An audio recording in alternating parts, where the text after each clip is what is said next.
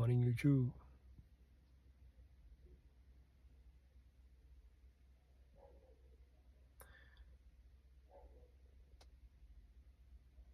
It's about 6:50, 6:45, somewhere there. I'm not too sure, but yeah, it's early in the morning.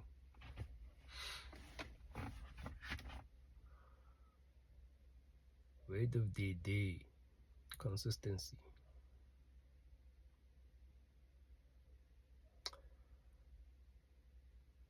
I think consistency outweighs motivation, feeling like doing it, and just becoming or being the person who just does the thing, who's just consistent.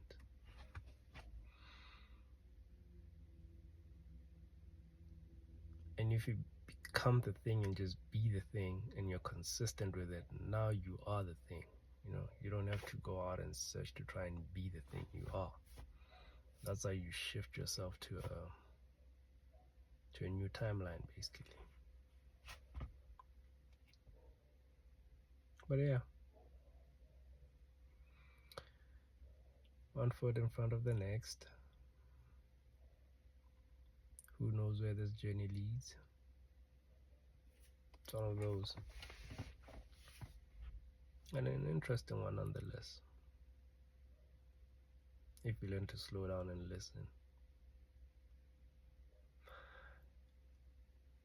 to our body, listening to our internal guidance system, where it's leading us, and try not to be too resistant to it, because with that comes the breaking downs of strongholds, breaking downs of illusions, the constant renewal of your being.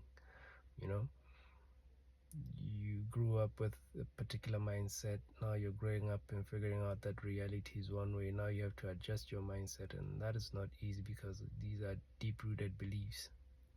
Now you have to restructure them to better suit you as a person who's ever evolving. That's another challenge. You're ever evolving. So who you were 5 years ago, you're not the same person now. You've evolved. You've came into some new knowledge, new information. You've applied it. You've seen that it works, and you've continued with it, and stretching at how further can I take these tools? How can they assist me in my journey? Kind of vibes. Yeah, we're ever evolving. And then having to put all of these dynamics into perspective, tend to realize that there's a lot going on. It's a lot. But if you're being consistent with who you are as a person, who you want to become,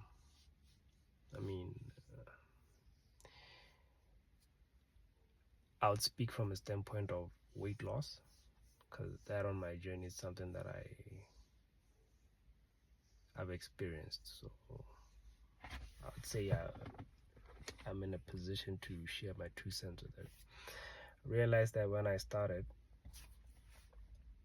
it was a drag, because I was so used to being comfortable. But as time went, I learned that if I just showed up, that was it. If I just showed up every day, no matter how I'm feeling, I was still in varsity then, no matter how I'm feeling, no matter how much it feels like it's a drag, if I just show up, even if it's just to walk a couple of laps around the school football field, that was enough. At least I did something that day. So I kept on showing up. Now my idea with that was that I didn't want to lose all the weight all at once and then have saggy skin or something like that. But I had intended that, okay, let this be my lifestyle. From now on, I'm the person who works out. That is just it. So continue with the journey, and it's been a good journey so far. Damn near in my 40s, which is ridiculous, because it just seems like the story that I'm telling you, it just seems like it was just yesterday. But yeah, that's the other thing about time. It's an illusion. Weird one at that. So yeah, our minds can transition between the past and the future just like that. Hip hops. That is why it's important to really be present and center yourself, just so that you're not living in the past or you're not living in the future. That is what grounding helps. That's why meditation is such a powerful tool to have in your arsenal. I don't care who you are, I don't care what you do, your line of work, whatever the case may be, but finding time within 24 hours, imagine there's 24 hours, but finding time, if it's just 5 minutes, just to sit with yourself. 5 minutes. If you are if your schedule is really that deep, but you find time to sit with yourself, ideas like this pop up. If you sit long enough with yourself, those insights, they do come. So I've heard somewhere that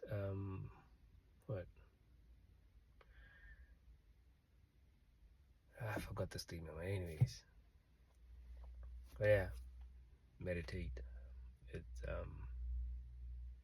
It's one of the tools that I think for the longest I've grown to really appreciate. It kind of slows times down. It slows it down and speeds it up at the same time. It's weird. But yeah, meditate. Just grounding yourself.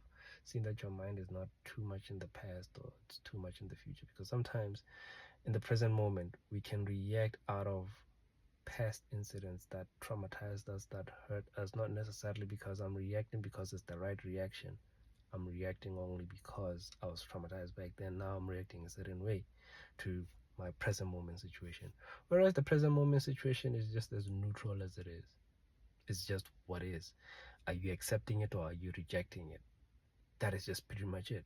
So if you find yourself rejecting your present moment, you're really putting yourself through struggles twice, 3 times, whatever the case may be. But if you find yourself that you're accepting the present moment, you're not being resistant to it.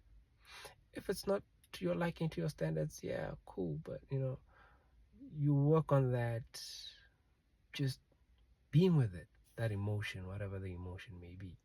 So for me, like I said, it's good. It's a good tool. It's really a good tool to dig deep. See how deep I can go within myself. Doesn't matter the next person or whatever. But for me, how can I keep, barreling? Just keep finding myself that in present moment situations when I'm squeezed, am I reacting because, trauma, or am I responding to the situation because I'm seeing it clearly for what it is? Or the situation is here to test me in this area of life. Because, life, when you say I'm an honest person, life is going to test you in that honesty. When you say I'm whatever the case may be, it's going to test you with such situations. So it's all tests. But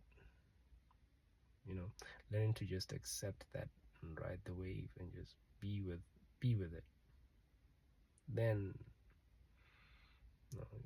enjoy life a bit. But yeah, those are my 2 cents. I'm out.